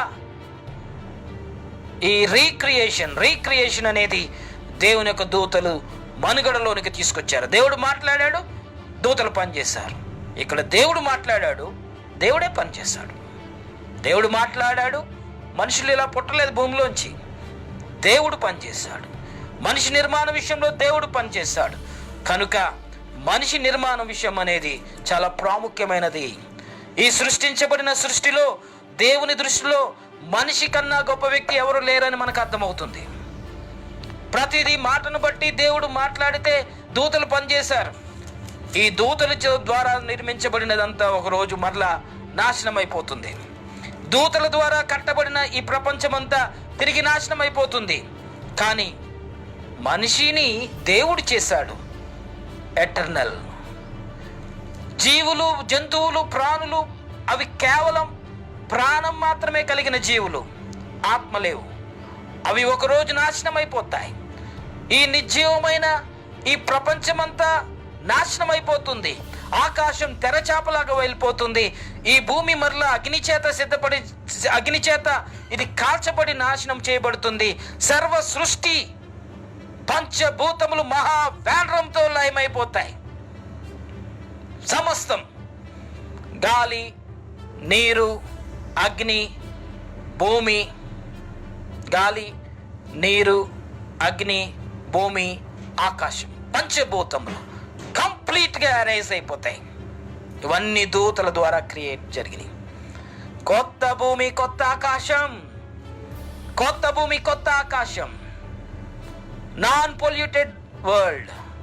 ఇక మళ్ళా ఎప్పటికీ డ్యామేజ్ కాకుండా, శాపగ్రస్తమైనదేది లేకుండా, అందులో మరలా సముద్రం అనేది లేకుండా దేవుని పట్టణం ఉండే స్థలం దేవుడు ఈ లోకంలో ప్రత్యక్షపరచబోతూ ఉన్నాడు. కాబట్టి దేవుడు మాట్లాడిన ప్రతి మాట వెనుక దూతలు పనిచేస్తారు. దేవుని దూతల ద్వారా సృష్టించబడిన ఈ సృష్టి కంప్లీట్గా ఇది డ్యామేజ్ అయిపోతుంది. యేసు ప్రభు చెప్పాడు, యోహాను సువార్త 14 నుండి చదివితే, నా తండ్రి ఇంట అనేక నివాసములు ఉన్నాయి, అవి ఫర్ ఎవర్. నా తండ్రి ఇంట అనేక నివాసములు ఉన్నాయి, లేని ఎళ్ళ మీతో చెప్తాను కానీ మీకు అందరికీ సరిపోయే అకామిడేషన్ అక్కడ ఉంది నా తండ్రి ఇంటి దగ్గర అన్నాడు. అవి మన కొరకు సిద్ధం చేశాడు యేసు ప్రభు. మనిషిని చేతితో రూపకల్పన చేసి ఈ సృష్టి అంతటిలో మనిషిని దేవుడు ప్రేమిస్తూ ఉన్నాడు. అంత శ్రద్ధగా దేవుని రూపాన్ని మానవుడికి ఇచ్చాడు. తన స్వహస్తాలతో దేవుడు చేశాడని బైబిల్ చెప్తుంది. యెషయా గ్రంథం 51 మొదటి వచనం నేను చదువుతున్నాను. నీతిని అనుసరించి యెహోవాను వెతుకుచూ ఉండు వారలారా, నా మాట వినండి.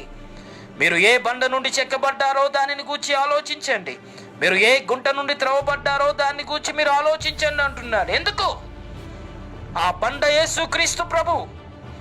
ఆ బండగా ఉన్న యేసుక్రీస్తు ప్రభు మనల్ని చెక్కాడు. లోపలికంటా గుంట తీశాడు. మానవుని యొక్క నిర్మాణం ఎలా జరిగింది పిల్లరా?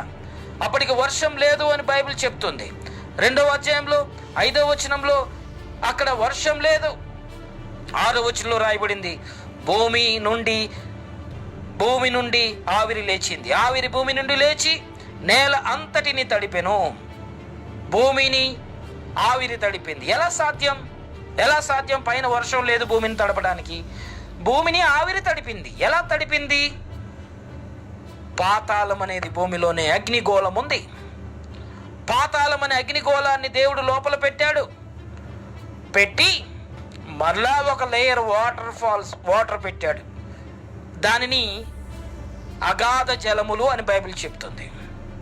పైన భూమి ఆరిన నేల, మరలా కింద నీళ్లు పెట్టాడు, రాళ్ళు పెట్టాడు. ఇప్పుడు ఏమైంది? ఆవిరి భూమి మీదకి రావాలంటే కింద మంట బాగా పెట్టి మండించాడు. దేవుని దూతలు బాగా మంట మండించాయి. లోపల ఉన్న మంట పెరిగి పెరిగి ఆ పైన ఉన్న అగాధ జలాలు మసిలి ఆవిరి భూమిని తన్నుకొని పైకొచ్చింది. మట్టి మెత్తగా అయింది. యెషయా గ్రంథం 51వ అధ్యాయం ప్రకారంగా 1వ వచనంలో, ఏ గుంట నుండి మీరు తవ్వబడ్డారో, దేవుడు లోపలికి గుంట తవ్వాడు మనిషిని చేస్తున్నప్పుడు. పైన ఇసుక పొరలు ఉన్న మట్టి కాదు, రాళ్ళు రప్పలు ఉన్న మట్టి కాదు, లోపల ఉన్న మంచి మట్టి. మనిషిని ఎలా దేవుడు అనుకున్నాడో అలా చేయటానికి వీలుగా మంచి బంకమట్టి తీశాడు. మంచి బంకమట్టి తీసి మనిషిని దేవుడి స్వరూపంలో మలిస్తే కరెక్ట్గా మలిచేటట్టుగా చేశాడు. ఇటు రీతిగా దేవుడు మనిషి నిర్మాణాన్ని తన స్వహస్తాలతో చేశాడు. తనకు తానుగా చేసుకున్నాడు. చూసి మురిసిపోయాడు. నాసికారంధ్రంలో జీవవాయువు ఊదాడు. ఆడుకున్నాడు పిల్లవాడితో, చిన్న పిల్లవాడితో ఆడుకున్నాడు. సంతోషంగా, ఇదిగో ఈ ఏదైనా తోటలో ఉండు, నీ కాళ్ళ క్రింద ఎన్నో సంపద, బంగారం, వజ్ర వైడూర్యాలు కలిగిన ఈ సంపద నీ కాళ్ళ కిందే ఉంది ఆదాము, నీదే. ఈ తోటను తడపడానికి ఇదిగో 4 శాఖలుగా విభాగింపబడిన నదులు, ఇవిగో ఇక ఎండిపోయిన స్థితి నీకు లేదు. పచ్చదనం కలిగిన స్థితి, మంచి మల్టీ విటమిన్స్తో కలిగిన ఫ్రూట్స్ అన్ని, ఆ ఫలవృక్షాలన్నీ పెట్టేశాడు. నా కొడుగ్గా బతుకు అన్నాడు. సో ఇదంతా మళ్ళా చెప్పడానికి ఇంకా చాలా పతనం ఇవన్నీ చెప్పాల్సి వస్తుంది, కానీ ఇక్కడ కాదు. దేవుని యొక్క నిర్మాణం గురించి చెప్తున్నా. మనిషి నిర్మాణంలో దేవుడే కలుగ చేసుకున్నాడు. మిగిలిన 6 రోజుల సృష్టి జంతువుల వరకు దేవుడు మాట్లాడాడు, జంతువులు పనిచేశాయి. 6వ రోజు మనిషిని చేస్తున్నప్పుడు దేవుడే మాట్లాడాడు, దేవుడే పని చేశాడు. ఏ బండ నుండి చెక్కబడ్డారో ఆ బండ క్రీస్తు. ఏ గుండ నుండి తవ్వబడ్డారో ఈ మట్టి దేహమును ఆయన స్వరూపంలోనికి మార్చాడు. ఆ మట్టి ముద్దే ఆయన స్వరూపమని మనం గుర్తించుకోవాలి. ఎందుకు మట్టితో చేసాడు అంత చీప్గా అనుకోవద్దు. మట్టితోటి దేవుడు ఎందుకు చేశాడబ్బా అంత వీక్గా, చీప్గా అనుకోవద్దు. ఈ సృష్టిలో అదృశ్యమైన దేవుని స్వరూపం, మహిమ కలిగిన దేవుని స్వరూపం, మనుషుని యొక్క కంటికి కనబడని దేవుని స్వరూపం. దేవుని స్వరాన్ని ఎవరు వినలేరు, దేవుని ఎవరు చూడలేరు. అలాంటి అదృశ్యమైన ఆత్మస్వరూపాన్ని కనబడేటట్టుగా చేయాలంటే ప్రకృతి సంబంధంగానే చేయాలి. ప్రకృతి సంబంధంగానే చేస్తే మనిషి కనబడతాడు. ఆత్మ సంబంధంగా చేస్తే దేవుని రూపం ఎలా అర్థమవుతుంది? ఆల్రెడీ ఆత్మరూపంలో దేవుడు ఉన్నాడు కదా. ఆత్మరూపంలో దేవుడు ఉన్న దానిని తిరిగి మేనిఫెస్టేషన్ ఆత్మలో తయారు చేస్తే ఏం లాభం? కనబడటానికి ఘనపదార్థం రూపంలో ప్రకృతి సంబంధంగా న్యాచురల్గా ఉన్న మట్టితోటే చేయాలి. చాలామందికి బాధ, ఎందుకు అలా చేశాడు ఏంటో అని. ఏం బాధపడొద్దు. దాదాపు 26 మెటీరియల్స్ భూమి నుండి తీయబడిన మట్టితో దేవుడు మనల్ని చేశాడు. భూమికి ఎక్స్పైరీ డేట్ ఉంది కదా. ఈ బాడీ కూడా ఎక్స్పైరీ డేట్ ఉంది. కొన్ని రోజుల తర్వాత అన్నీ డిజాల్టర్ అయిపోతాయి. కాళ్ళు చేతులు పనిచేయటం మానేస్తాయి, కళ్ళు పనిచేయటం మానేస్తాయి, అన్నీ డిజాల్టర్ అయిపోయి ఎందుకు వచ్చింది బ్రతుకు ప్రభువా, నేను నీ దగ్గరకు వచ్చేస్తానంట. వెళ్ళిపోవాలి. ఈ భూమి శాశ్వతం కాదు, మనం యాత్రికులం. పర్మనెంట్ రెసిడెంట్ అనేది దేవుడి దగ్గర ఉంది. మన ఆలోచన విధానం, మన జీవితం ఈ భూమి మీద జీవించినంత కాలం బలా నమ్మకమైన మంచి దాసుడా అని పరలోక రాజ్యంలో పిలిపించుకుని ఆ పిలుపు కొరకు బ్రతుకు. దేవుణ్ణి మహిమపరచడానికి బ్రతుకు.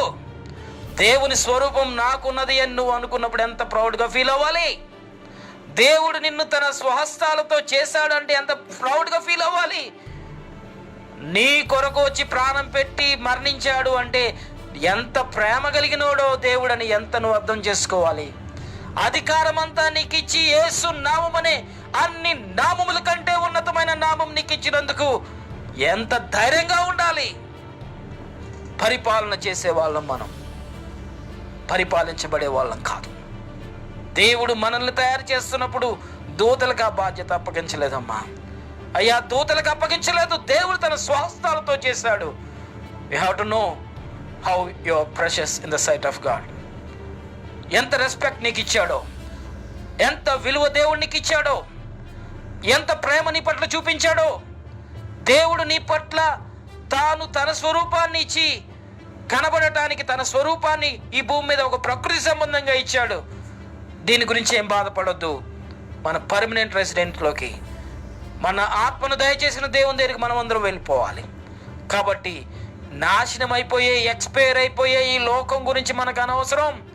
ఎక్స్పైర్ అయిపోయే ఈ బాడీ గురించి మనకు అనవసరం.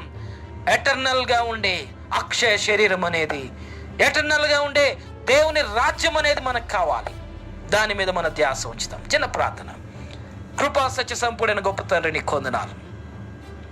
ఈ వాక్యం మాలో ముద్రించండి.